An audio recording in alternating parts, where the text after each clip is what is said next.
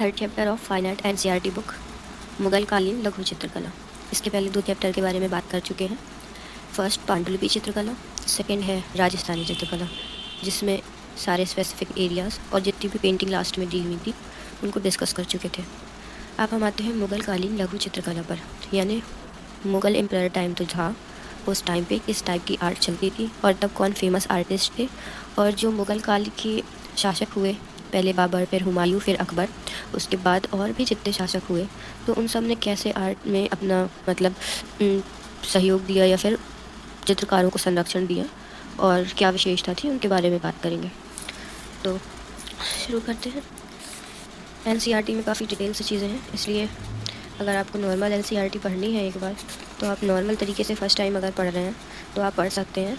Art form देखने के लिए ये काफ़ी सही है, पर अगर आपके पास टाइम कम है या फिर आपको सिर्फ नॉर्मल जानकारी ही चाहिए है, इतना डीपली आपको नहीं पढ़ना, या फिर इसमें मेन चीज़ें कम दी हुई होती हैं, थोड़ी बातें टाइप की जो होती हैं, मतलब घुमावदार चीज़ें कुछ ज़्यादा होती हैं एनसीईआरटी में, इसलिए आप अगर चाहें तो पढ़ सकते हैं एक बार इस चैप्टर को। चैप्टर काफ़ी लंबा है और इसके बाद लास्ट में आर्ट दी हुई है। इन आर्ट को बुक से पढ़ना ही बेटर होता है, क्योंकि इनके बारे में पता चल जाता है, इनको किसने बनाया है पता चल जाता है, और इसके कौन से मतलब काल में ये हुए या फिर इसकी विशेषता क्या है वो पता चल जाती है। तो बस इसीलिए होता है, बाकी अगर शॉर्ट में आपको समझ में आ जाए तो कोई दिक्कत नहीं है, क्योंकि इसमें भी पूरी वही चीज़ें होती हैं जो बुक में दी गई होती हैं। तो जैसा कि बात करेंगे मुगल कालीन लघु चित्रकला।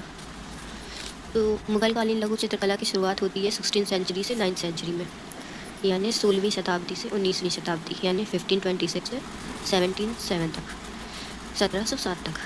तो मुगल कालीन लघु चित्रकला के बारे में जानते हैं कि क्या थी और यहाँ के शासक किस टाइप के थे। तो मुगल कालीन लघु चित्रकला 6th सेंचुरी और 9th सेंचुरी के बीच में थी।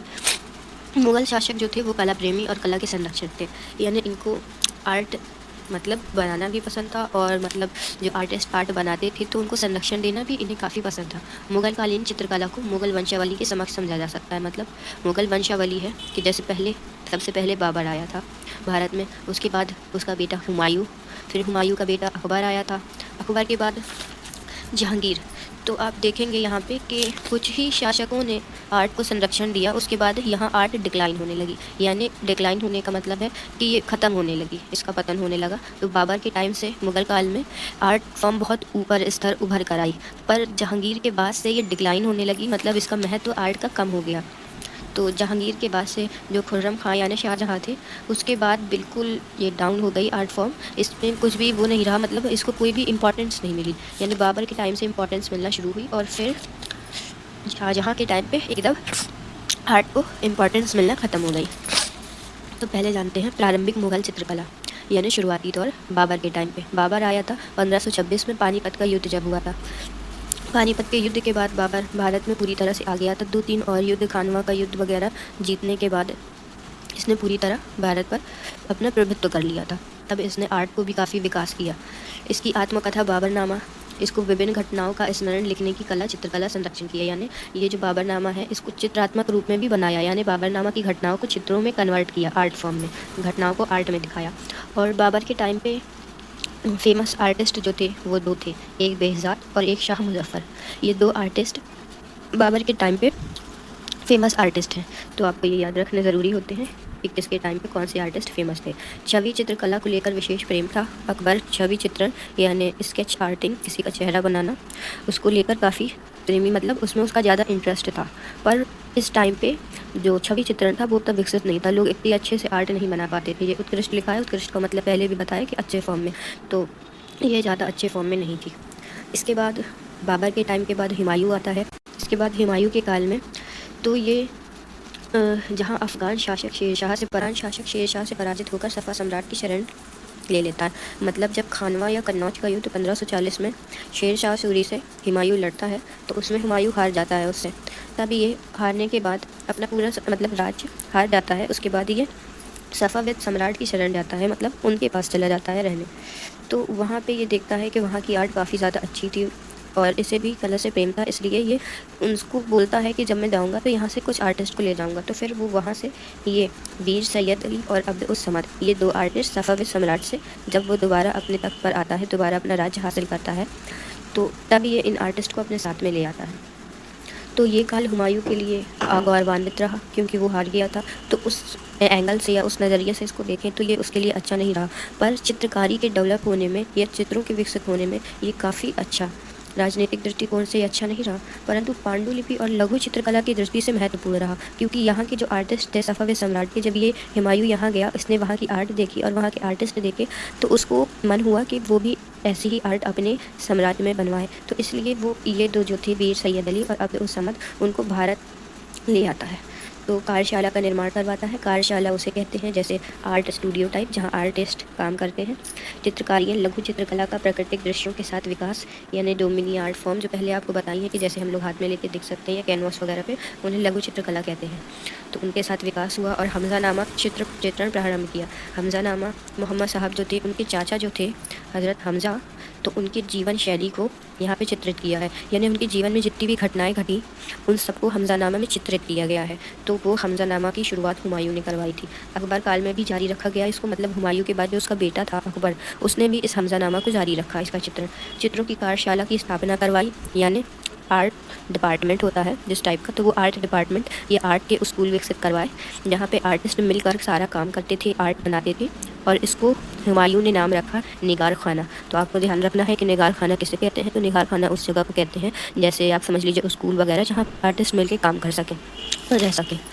फिर हुमायूं के यहाँ पे टाइम पीरियड ख़त्म हो जाता है। उसके बाद हुमायूं का बेटा अकबर जब शासनकाल में आता है, तब ये दरबारी इतिहासकार इसके जो थे अबुल फजल द्वारा आईनाए अकबरी यानी अकबर के जीवन शैली, यानी मतलब अकबर की जीवन की घटनाओं के बारे में इसमें आईनाए अकबरी में बताया है। और इसमें थोड़ा राज्य की व्यवस्था कैसी थी, ये सब चीज़ें बताया। वो हिस्ट्री से रिलेटेड है। अगर आप हिस्ट्री के स्टूडेंट हैं तो आपको ये पढ़ने में काफ़ी इजी होगा, क्योंकि आप उससे रिलेट करके इसे आसानी से समझ सकते हैं। तो आईनाए अकबरी वो आपके लिए हिस्ट्री के अगर आप स्टूडेंट हैं तो वो इम्पॉर्टेंट होता है। बाकी अगर आप सिर्फ आर्ट के स्टूडेंट हैं तो आपको बस इतना ध्यान रखना है कि हाँ, आईनाए अकबरी अकबर की जीवन की घटनाओं के बारे में था, जिसे अबुल फजल द्वारा लिखा गया है। अबुल फजल कला प्रेम को दर्शाता है। इसमें कला प्रेम को दर्शाया है। अकबर के प्रति जो कला प्रेम है वो अबुल फजल इस बुक में दर्शाता है। और अकबर ने क्या काम करवाया, तो चित्रशाला में 100 से भी अधिक चित्रकार शामिल थे। यानी अकबर की जो चित्रशाला थी वहाँ पे 100 से भी अधिक आर्टिस्ट शामिल थे, जो भारतीय भी थे और फ्रांसी भी थे, और मतलब भारतीय थी और फ़ारसी भी थे, फ़ारसी और भारतीय दोनों थे। तो जब फ़ारसी चित्रकार भी होंगे और भारतीय चित्रकार भी होंगे तो दोनों की आर्ट शैलियाँ भी तो मिक्स हो जाएंगी। तो इनके ये दोनों आर्टिस्ट जो थे एक साथ काम करते थे, इसीलिए इसका परिणाम हमें देखने को ये मिलता है कि भारतीय कला और फ़ारसी कला मिक्स हो गई। यानी एक आर्ट फॉर्म तैयार हुआ। जब साथ में मिलकर काम कर रहे हैं तो सबने अपनी अपनी कला का प्रदर्शन किया, और एक आर्ट समझिए आप नॉर्मल कि उसको ऐसे तैयार हुई तो वो एक कला का विशेष रूप विकसित हो गया। उसमें दोनों चीज़ मिक्स थी और वो विशेष थी क्योंकि उसमें दोनों चीज़ मिक्स हो गई थी। अकबर के टाइम पीरियड में पांडुलिपि और लघु चित्रकला दोनों का विकास हुआ। यानी पांडुलिपि फर्स्ट चैप्टर में पढ़ चुके हैं किसे कहते हैं, उसका भी विकास हुआ और लघु चित्रकला का भी विकास हुआ अकबर के टाइम पे। और जो हमज़ानामा हुमायूं ने जारी करवाया था चित्रण उसका, तो वो अकबर ने भी जारी रखा इसका चित्रण, और ये 1400 पन्नों में है। यानी हमज़ानामा का चित्रण 1400 पन्ने में है। यहाँ पे दिखाया है पैगंबर मोहम्मद के चाचा के द्वारा किए गए कार्यों का चित्रण। जैसा कि पहले बताया है कि उनके चाचा जो थे उनके द्वारा किए गए जीवन में कार्य जितने थे उनका चित्रण है। और अकबर के टाइम पीरियड में गाउच तकनीक का प्रयोग हुआ। गाउच तकनीक क्या होती थी, कागज़ पर कपड़ा चिपकाकर बनी सतह का प्रयोग किया जाता था। यानी सतह पर कागज़ चिपकाकर, मतलब कागज़ पर कपड़ा चिपका दिया जाता था। जैसे कागज़ है, इसके ऊपर कपड़ा चिपका देंगे और एकदम सतह सी बना लेंगे। फिर चित्रों से संबंधित गद्य को लिखकर आप प्रदर्शित रंगों से चित्रण, मतलब कोई गद्य तो आप जानते ही होंगे, उसको लिखने के बाद उसका आप प्रदर्शित रंग मतलब होते हैं गाढ़े रंग, मतलब एकदम एक जैसे आपने देखे होंगे वाटर कलर वो थोड़े लिक्विड फॉर्म में होते हैं, और एक एक्रेलिक कलर होते हैं वो थोड़े हार्ड फॉर्म में होते हैं। तो ये समझ लीजिए एक्रेलिक कलर टाइप एकदम बिल्कुल आर्ट फॉर्म में, तो उससे चित्रण करवाया। तो और अकबर के टाइम पीरियड में ये जो चित्रण हुए तो उनमें चटक रंगों का प्रयोग हुआ, मतलब जैसे चमकीले रंग, जैसे पीला, लाल, मतलब चटक रंग। ये तो आप नॉर्मल समझ ही गए होंगे कि चटक रंग किन्हें कहते हैं। सांस्कृतिक एकीकरण के लिए हिंदू महाकाव्यों को अकबर ने फ़ारसी में कन्वर्ट करवाया ताकि वो आसानी से समझ सकें। अगर आप हिस्ट्री के स्टूडेंट हैं तो आपको पता होगा कि अकबर ने एक जगह का निर्माण करवाया था जहाँ सभी धर्म के लोग आकर अपने अपने धर्म के बारे में बताते थे, और उस जानकारी अकबर लेता था। तो सभी धर्मों को अच्छे से समझने के लिए अकबर ने इन महाकाव्यों का फ़ारसी में अनुवाद करवाया और इनका चित्रण भी करवाया। यानी अनुवाद तो करवाया ही और चित्रण भी करवाया। और महाभारत का भी चित्रण अकबर के टाइम पे हुआ, जिसे रस्मनामा नाम दिया गया। यानी महाभारत का जो चित्रण हुआ और इसको फ़ारसी में जो लिखा गया उसको रस्मनामा नाम दिया गया। और अकबर के टाइम पीरियड में जो फेमस आर्टिस्ट थे वो थे गोवर्धन और मिस्कीन। ये दृश्य चित्रकला जो होती है, यानी दृश्य चित्रकला, इसमें ये फेमस थे। अकबरनामा की पांडुलिपि भी बनवाई गई, यानी अकबरनामा अकबर के जीवन के ऊपर लिखी हुई थी, तो उसकी पांडुलिपि भी बनवाई गई। और अकबर के टाइम पीरियड में विषय क्या थे, जैसे राजस्थानी चित्रकला में विषय थे, मेन टॉपिक्स किन पे आर्ट बनती थी, तो इनमें थे राजनीतिक विषय, दरबारिक विषय, पौराणिक विषय और धर्मनिरपेक्ष विषय। तो ये जो विषय हैं ये अकबर के टाइम पीरियड में थे। आरंभिक चित्रकला, यूरोपियों के आगमन से चित्रकला में वास्तविकता का झुकाव हुआ। अकबर के टाइम में जब यूरोपी आ गए थे तो इंडियन आर्ट में एक जब कोई नई शैली आएगी तो उसका झुकाव देखने को मिला, यानी उसका असर देखने को मिला यूरोपीय शैली का। तो यूरोपीय शैली का असर देखने को मिला, जिससे भारतीय और यूरोपीय शैली मिक्स हो गई। चित्रकला का उत्कृष्ट नमूना देखने को मिलता है हमें मैडोना एवं चाइल्ड, ये आर्ट फॉर्म है, एनसीईआरटी में ये दी गई है। तो मैडोना एवं चाइल्ड आर्ट फॉर्म, इसमें हमें इंडियन और यूरोपीय शैली दोनों का मिश्रण प्राप्त होता है।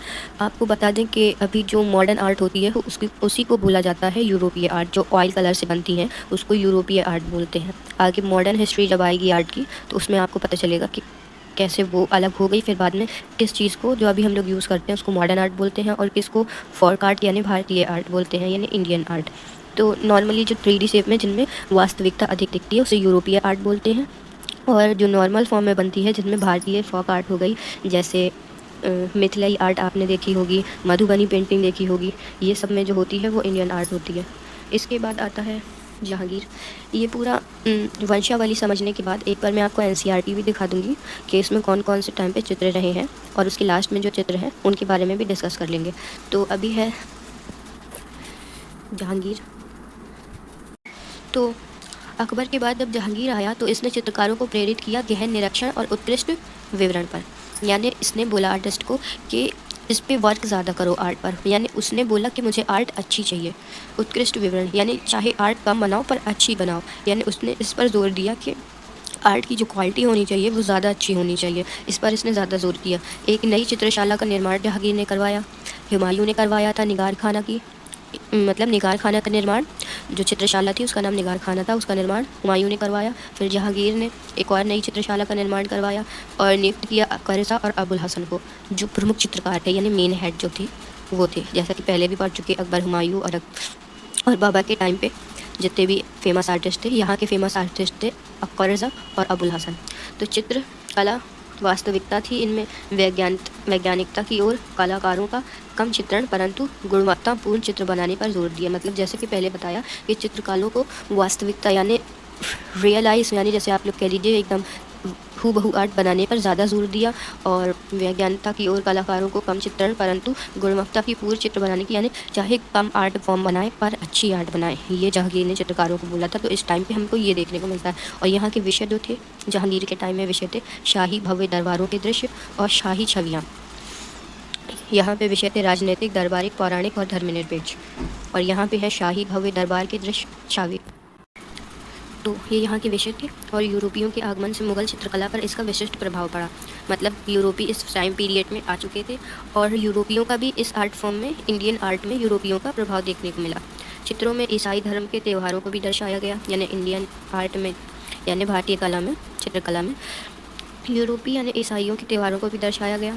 एक आर्ट फॉर्म है जहांगीर का स्वप्न, ये चित्रण है, अबुल हसन इसके आर्टिस्ट हैं, यानी अबुल हसन ने जहांगीर का स्वप्न को दर्शाया है। ये एनसीईआरटी में दिया भी गया है, जहाँ जहांगीर खड़े हैं। और ये है जहांगीर का सपना, अबुल हसन। और ये सिम्फोनिक इंस्ट्रूमेंट वाशिंगटन डीसी, ये यहाँ संरक्षित है, मतलब इंडिया में नहीं है, इंडिया से बाहर है। तो इसके बारे में हम लोग पढ़ेंगे बाद में। ये जो आर्ट दी हुई है इनके बारे में पढ़ेंगे, और लास्ट में जो आर्ट दी गई हुई है उनके बारे में पढ़ेंगे। पर पहले हम लोग इसके जो शासन टाइम में क्या क्या चीज़ें हुई पहले उन्हें आसानी से जान लें। फिर इसके बाद खुर्रम खां, जिसे शाहजहाँ बोलते हैं, तो इसका ध्यान इतना आर्ट में नहीं था, यानी इसे कला से ज़्यादा प्रेम नहीं था, यानी इसे कला प्रेमी कम दिखाया गया है, यानी थोड़ा है, ज़्यादा नहीं है। तो इस टाइम पे धीमे धीमे यहाँ से ही डिक्लाइन होने लगी आर्ट, पर इसके टाइम पीरियड में पूरी तरह डिक्लाइन हो गई थी, यानी काफ़ी कम क्वांटिटी बची थी, यानी। तो खुर्रम खां शाहजहाँ, इसे हीरे जवाहरात पर ज़्यादा आकर्षण था। और शाहजहाँ के टाइम में काफ़ी चीज़ें बनी हैं, जैसे मयूर सिंहासन ताजमहल नहीं, मे बी मयूर सिंहासन जहांगीर के टाइम का है, वो हिस्ट्री से रिलेटेड है।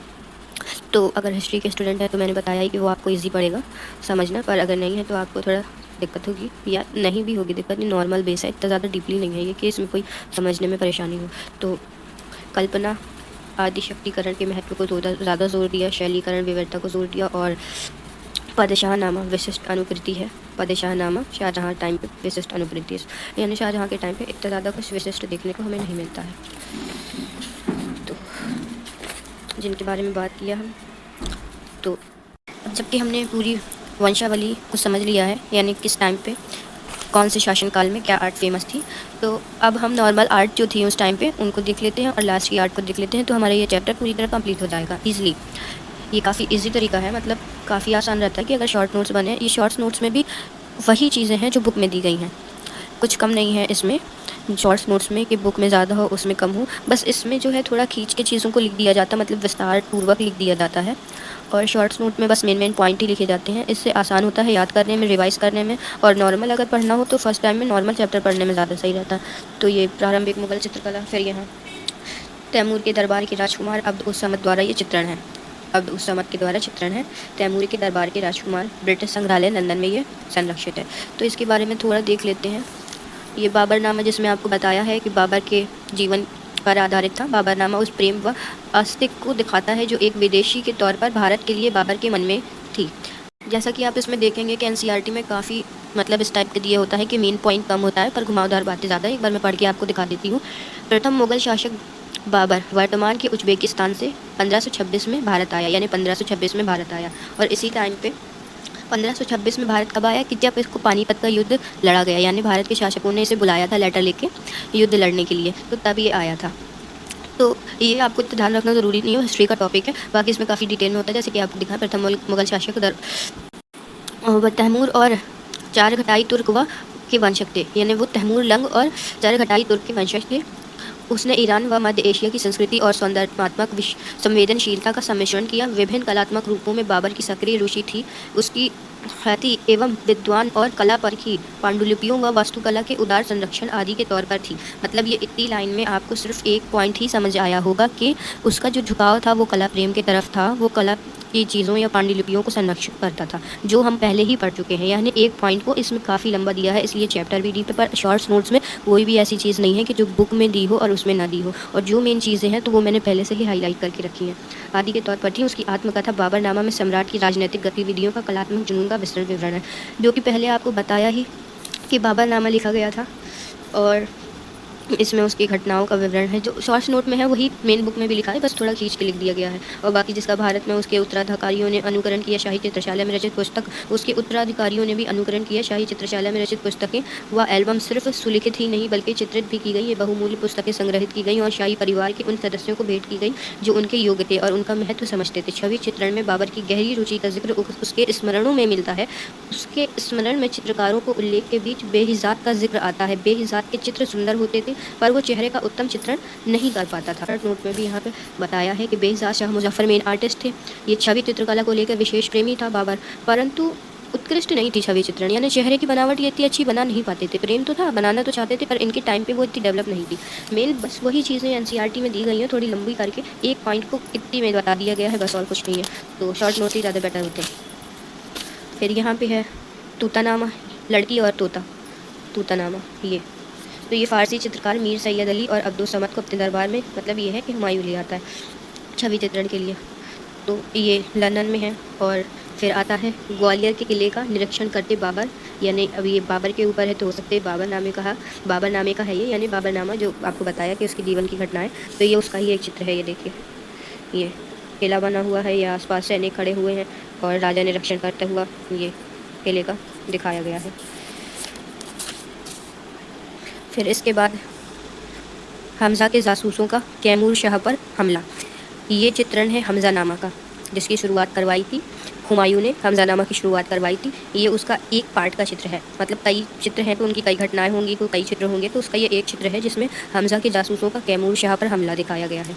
तो ये जासूस रस्सी डालकर ऊपर चढ़ रहे हैं हमला करने के लिए, ये राजा यहाँ पे आराम कर रहे हैं, सैनिक काम कर रहे हैं, यही सबको इसमें चित्रित करा है। इसके बाद है मैडोना और चाइल्ड, मैडोना एवं चाइल्ड बासुम्बात। सेंट एंग्लो कला संग्रहालय, कैलिफोर्निया, यानी ये विदेश में संरक्षित है या यहाँ पे नहीं है। फिर है एक राजकुमार और एक साधु अमीर शाही के दीवान से जल्द के पन्ने, यानी ये भी एक आर्ट फॉर्म है। आगा खान संग्रहालय, कनाडा में ये संरक्षित है। ये जो आपको बताया था कि इसमें लिखावट भी शुरू हो चुकी थी, ये कुछ लिखा हुआ है। और जहांगीर के दरबार में आने वाले यूरोपीय व्यक्तियों द्वारा उनसे उपहार में यूरोप की उच्च स्तरीय कला के चित्रण व सजावटी वस्तुएं भेंट की जाती थी।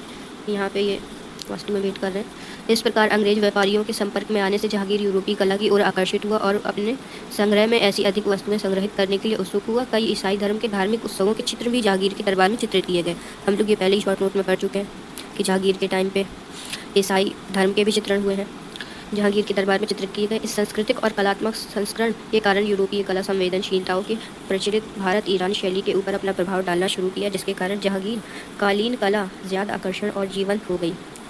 चित्रों के संयोजन में स्थानीय गहराई व जीवन का स्वाभाविक चित्रण उच्च मापदंड पर बनाया गया, जिसके काल में संवेदनशीलता संरक्षण ने अपने जीवन काल में स्थापित किया। मतलब ये वही चीज़ है जो हम लोग पहले पढ़ चुके हैं, तो इसको कुछ ज़्यादा डीप में जाने की ज़रूरत नहीं है। फिर एक ये है चित्रण दरबार में जहांगीरनामा जो बना है जहांगीर की जीवन के ऊपर है ये चित्रण। अब्दुल हसन और मनोहर ने ललित कला संग्रहालय संरक्षण, बोस्टन में संरक्षित है। ये आप इसे देख पा रहे होंगे अच्छे से। ये जहांगीर बैठा है, ये दरबारी है, ये लोग खड़े हैं ऊपर। ये आर्ट फॉर्म के बाद ये है जहांगीर का स्वप्न अब्दुल हसन, जो हम लोग पहले पढ़ चुके हैं। जहांगीर का स्वप्न अब्दुल हसन के द्वारा, इसके बारे में कुछ जान लेते हैं। तो जहांगीर का स्वप्न 1618 से 22 तक के चित्रित हुआ है। अबुल हसन द्वारा चित्रित किया गया है, जो कि पहले पढ़ा है, जिसे नादिर उल ज़मान खिताब से नवाजा गया था, जिसका अर्थ होता है समय का आश्चर्य, क्योंकि इसने जो सपना जहांगीर ने देखा और जहांगीर ने जैसा उसे बताया तो उसने उसको चित्रित कर दिया। ये सम्राट के सपने को संदर्भित करता है, जिसमें वो फ़ारसी सफ़ाविद सम्राट शाह अब्बास से मिलने गया। यानी जहांगीर जब फ़ारस के सफ़ाविद सम्राट से मिलने जाता है, जिसके अधीन कंधार क्षेत्र था, मतलब फ़ारसी सफ़ाविद सम्राट के अधीन जो कंधार क्षेत्र था, उससे मिलने जब जहांगीर जाता है सपने में, जिससे पाने की कामना सम्राट जहांगीर रखते थे। इस शुभ स्वप्न को चित्रित करने के लिए उसके पास दरबारी चित्रकला अब्दुल हसन थे। यानी जहांगीर जो था वो कंधार क्षेत्र को अपने संरक्षण में लेना चाहता था, और वहाँ के शासक थे फ़ारसी सफ़ाविद सम्राट। और ये देखता है कि सपने में ये गया है उनसे मिलने, और इसको ये चित्रित करते हैं अबुल हसन। इस चित्र में राजनीतिक कल्पना के कारण संयोजक में जहांगीर की उपस्थिति सबसे अधिक हावी है। यानी आप देखेंगे ये जहांगीर है और ये सफ़ाविद अम्पायर का सम्राट है ना। तो आगे इसके बारे में पढ़ते हैं। जहांगीर से गले मिलते हुए फ़ारसी शाह दुर्बल और दयनीय दिखते हैं। चित्र में राजा पृथ्वी पर खड़े हैं और उनके बीच में भारत और मध्य पूर्व एक का अधिकांश हिस्सा दिख रहा है। इसी चित्र में दो जानवर शांति से सो रहे हैं। हालांकि इस चित्र में मौजूद संकेत दिखने वालों को आसानी से समझ आ जाता है, जिसमें शक्तिशाली सिंह पर जहांगीर व विनम्र भेड़ पर शाही अब्बास खड़े हैं। यानी आप इसको ईज़िली समझें कि ये पृथ्वी है, पूरी पृथ्वी, इस पे ये जहांगीर खड़े हैं और ये शाह अब्बास सफ़ाविद एम्पायर के सम्राट ये हैं। ये बहुत ही विनम्र तरीके से दयनीय स्थिति में गले मिल रहे हैं जहांगीर से, और जहांगीर को शेर के ऊपर खड़े हुए दिखाया है और इनको एकदम भेड़ के ऊपर खड़े हुए दिखाया है। यानी इस चित्र में आर्टिस्ट राजा को कुछ ज़्यादा दिखाना चाहता है, इसलिए उसने ऐसा किया है। तो नॉर्मली यही है। दोनों एक शानदार सूरज और चांद के सुनहरे दीप को साझा कर रहे हैं, जिसे दो पंखुड़ियाँ युक्त दूतों ने थामा हुआ है, और दो मुगल दरबार की यूरोपीय कला रूपांकनों की प्रभाव होने का संकेत है, बिंबों से प्रभावित होने का संकेत है। यानी जहांगीर का एक रेत घड़ी के ऊपर बेचित्र, यानी ये आप जो देख रहे हैं, ये वो वाली घड़ी होती है जिसमें से वो धीमे धीमे रेत नीचे साइड जाती है। तो इसके ऊपर ये जहांगीर बैठे हुए हैं, नीचे सारे दरबारी बैठे हुए हैं, तो ये इसमें चित्रित किया गया है। फिर ये आर्ट आती है बागीचे में साधुओं के साथ दारा शिको, विचित्र, आरंभिक 17वीं शताब्दी, और ये है बीटी लाइब्रेरी डबलिन में। यानी बागीचे में बैठे हुए हैं दारा शिको साधुओं के साथ, ये यहाँ पे चित्रित किया गया है। और ये आता है ये आर्ट फॉर्म बहादुर शाह ज़फ़र, ये बहादुर शाह ज़फ़र है। Fog museum of art Cambridge Britain, ये ब्रिटेन में संरक्षित है। तो उत्तरकालीन मुगल चित्रकला का है ये। कला के प्रोत्साहन और संरक्षण में सतत गिरावट के कारण अति कुशल कलाकारों ने मुगल कार्यशालाओं को छोड़ दिया। यानी जो बताया ना कि मुगल आर्ट डिक्लाइन हो गई थी शाहजहाँ के टाइम पे। इन कलाकारों का प्रांतीय मुगल शासकों ने स्वागत किया। ये राजा मुगल राजवंशावली के अनुकृत पर अपने राजकुल के गौरव तथा दरबार की कार्यवाही पर घटनाओं के चित्रण में प्रदर्शित करना चाहते थे। यानी दरबार के चित्र प्रदर्शित करना चाहते थे, इसका मेन कहने का मतलब ये है। फिर बहादुर शाह जफ़र अंतिम मुग़ल बादशाह था। बहादुर शाह जफ़र, अगर आपने हिस्ट्री पढ़ी है तो आप जानते ही होंगे कि अंतिम मुग़ल बादशाह था, जिसे सिर्फ पेंशन पर रख लिया था अंग्रेज़ों ने। अंग्रेज़ इसे पेंशन देते थे, बस बाकी काम सब अंग्रेज़ ही करते थे। और कला पर ही था, भारतीय कला प्रदर्शित को फिर से बदल दिया गया अंग्रेज़ों के उत्थान ने। यानी अंग्रेज़ों जब आए तो उन्होंने कला को एक नए रूप में विकसित किया, जिसे कहते हैं यूरोपीय शैली। कंपनी चित्रकला शैली में विलीन हो गई, यानी यूरोपीय शैली या कंपनी शैली। पांडुलिपियों, एल्बमों और किताबें बनाने के लिए पहले हाथ से कागज़ बनाया जाता था, फिर उन्हें पांडुलिपियों के आकार के अनुसार काटा जाता था। मतलब ये मुगल कालीन चित्रकला की परंपरा है। फिर पृष्ठों पर लिखा जाता था। कलाकार के लिए निर्दिष्ट स्थान छोड़ दिया जाता था, मतलब जो मेन कलाकार होता था उसके लिए एरिया छोड़ दिया जाता था, और वो कलाकार को दिया जाता था कि वे लिखी गई विषय वस्तु के अनुरूप चित्र बनाए। यानी विषय वस्तु यानी टॉपिक के अनुसार चित्र बनाए। कलाकार इसके लिए पहले खाका खींचता था, फिर तस्वीर का चेहरा बनाया जाता था, अंतिम चरण में रंग भरा जाता था, जिसे रंगमीज़ी कहते थे। तो ये मुगल काल की प्रक्रिया है चित्रण की। जैसे कि पांडुलिपि की भी प्रक्रिया थी। वसली, आपको बताया था कि वसली किसे कहते हैं। और एक टेक्निक थी अकबर के टाइम में काउच, उसको भी बोला गया है मुगल चित्रकला की। और अब आगे जानते हैं कि मुगल चित्रकला के रंग और तकनीक। तो हस्त निर्मित कागज़ों पर बनाए जाते थे, और रंग अपारदर्शी, जैसे कि पहले बताया। पीस कर यह मनचाहा रंग बनाया जा सकता था। यानी किसी चीज़ को पीस कर, जैसे चावल को पीस के सफ़ेद रंग बनाया जाता था, फूल वगैरह को पीस के उसका कलर निकाल लिया जाता था, लीव्स से हरा रंग मिल जाता था, बाती से काजल का रंग मिल जाता था, या कोयले का। तो लाल रंग गिलहरी या बिल्ली के या बच्चों के बालों से बनी तूलिका द्वारा लगाया जाता था। यानी पेंट जो करते थे, जैसे आजकल हम लोग ब्रश यूज़ करते हैं, तो ब्रश में तो अभी उस टाइम पे क्या होता था कि ब्रश में जो उसकी रेशे होते थे उनमें गिलहरी के बाल का प्रयोग होता था, बिल्ली के बाल का प्रयोग होता था, और बच्चों के बालों से भी ब्रश बनाए जाते थे। रंग पीसा जाता था, चित्र में रंग भरना और बारीकियों को जोड़ना आदि काम आपस में बटे होते थे। सभी कार्य एक ही व्यक्ति द्वारा किए गए हों ऐसा भी संभव हो सकता था। मतलब सामूहिक कार्य भी होता था और अलग अलग कार्य भी होता था, नॉर्मली ये समझना है। और शुरुआती मुगल दौर में सामूहिक प्रयास होता था, फिर बाद में अलग अलग भी काम होने लगा। लास्ट में एक बार चित्र को पूरा हो जाने पर उसे खाक किस्म के बहुमूल्य पत्थर एगेट द्वारा घिसा जाता था। मतलब चिकना करने के लिए उस पत्थर द्वारा घिसा जाता था। सिंदूरी रंग, हिंगुल से नीला रंग, लाजवर्ट से चमकीला पीला, हरताल से सफ़ेद रंग, सीप को पीसकर और गहरा काला रंग लकड़ी के कोयले से बनाया जाता था। बेशकीमती दिखाने के लिए, यानी चित्रों को ज़्यादा क्वालिटी वाला या फिर बेशकीमती दिखाने के लिए सोने और चांदी का चूरा रंगों में मिलाया जाता था चमकीला बनाने के लिए। तो यहाँ पे ये हमारा पूरा चैप्टर हो चुका है ख़त्म।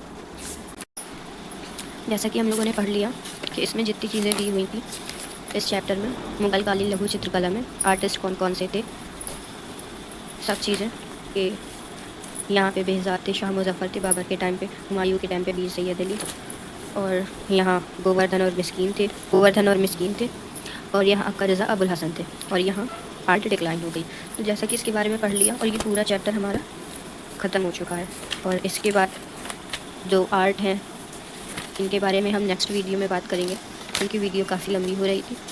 तो अगर आपने इसके पहले के आगे के 2 चैप्टर पांडुलिपि चित्रकला और राजस्थानी चित्रकला, इन दोनों के बारे में नहीं पढ़ा है तो डिस्क्रिप्शन में लिंक दिया हुआ है, तो आप आसानी से जाके इनके बारे में पढ़ सकते हैं।